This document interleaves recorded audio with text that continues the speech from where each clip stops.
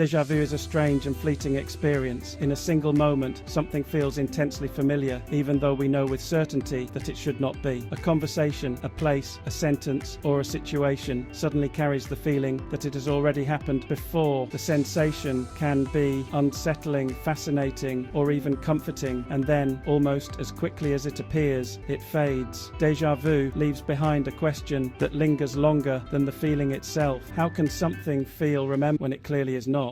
The phrase déjà vu means already seen, and it describes the powerful sense of familiarity without a clear memory attached to it. This experience is surprisingly common. Most people encounter it at least once, and many experience it several times throughout their life. Déjà vu occurs more often in young adults and tends to fade with age, suggesting that it is closely tied to how the brain processes new information. At the heart of déjà vu is the brain's memory system. Normally, when we encounter something new, the brain processes the experience and later stores it as a memory. Familiarity comes after experience. Déjà vu seems to reverse this order. The brain signals familiarity first, before any actual memory exists. This creates the unsettling illusion that the present moment belongs to the past. One leading explanation is that déjà vu occurs when the brain briefly misfires during memory processing. The brain uses two pathways to recognize experiences, one that identifies familiarity and another that retrieves detailed memories. If the familiarity system activates on its own, without the memory system confirming it, the brain produces the sensation that something is known,